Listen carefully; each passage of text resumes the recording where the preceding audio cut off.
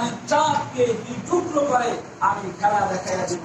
বলেন না সুবহানাল্লাহ। আব্দুল মুত্তালিব বলে যে আল্লাহ রাসূল সাল্লাল্লাহু আলাইহি ওয়াসাল্লাম বললেন যে চাচা আপনি তো অনেক কিছুই শুনেছেন আমার মায়ের থেকে, আপনি বললেন কি দেখেছেন আমার ব্যাপারে।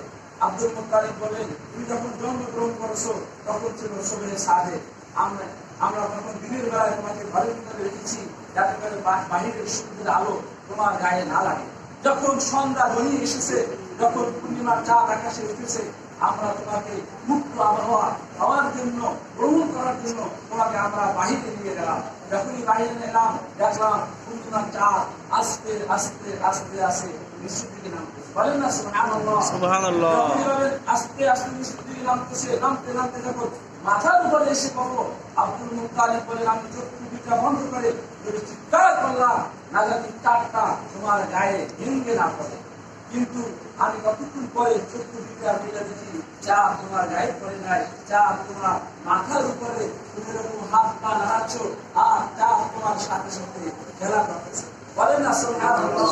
শুধু তাই নয়, এরপরে যখন মা আমিনা সন্তানটাকে করে নিয়ে তারপরে দেখলেন আর কত সুন্দর সন্তান, এইরকম সন্তান আমি কখনো দেখি নাই, এত সুন্দর সন্তান কখনো আমি দেখি নাই।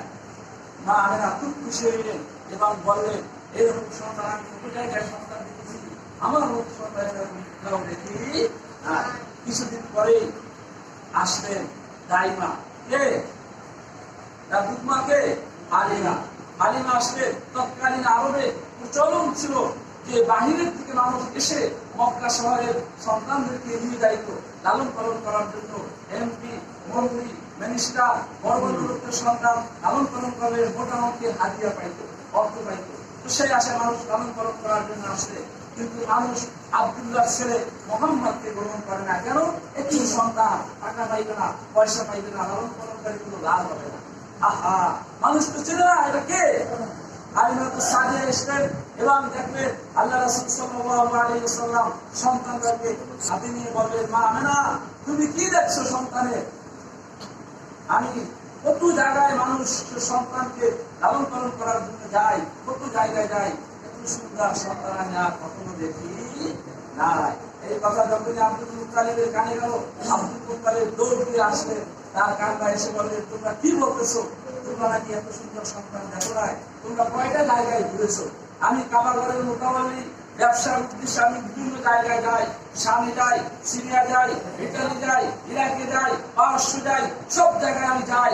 কত জায়গায় আমি যখন যাই মানুষ আমার কাছে বাচ্চাদেরকে নিয়ে আসে জাদু করার জন্য, কারণ আমি তো কাবা ঘরের মোটামুটি আমি হাজার হাজার সন্তান দেখেছি, বাচ্চা দেখেছি, এত সুন্দর সন্তান আমি কোথাও দেখি নাই। বলেন না সুবহানাল্লাহ। যখন এই কথা আলোচনা করতেছিলেন জিবরাইল এসে হাজির। জিবরাইল এসে কি হাজির?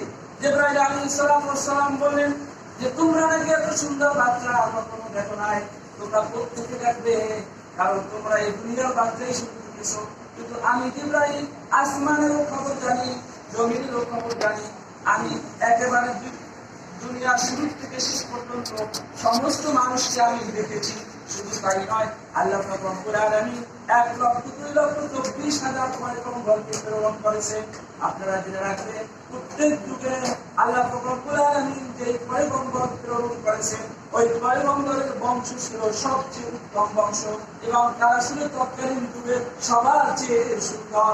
শুধু তাই নয়, আমি আদম আলাইহিস সালাতু ওয়াস সালাম হাওয়াকে জান্নাতে দেখেছি, আমি নূহ আলাইহিস সালাতু ওয়াস সালামকে বৃষ্টির মধ্যে দেখেছি, আমি ইব্রাহিম আলাইহিস সালাতু ওয়াস সালামকে নমরুদের অগ্নিকুণ্ডে দেখেছি, আমি মুসা আলাইহিস সালাতু ওয়াস সালামকে আল্লাহর সাথে কথা বলতে দেখেছি, আমি মুসা আলাইহিস সালাতু ওয়াস সালামকে মাছের পেটে দেখেছি।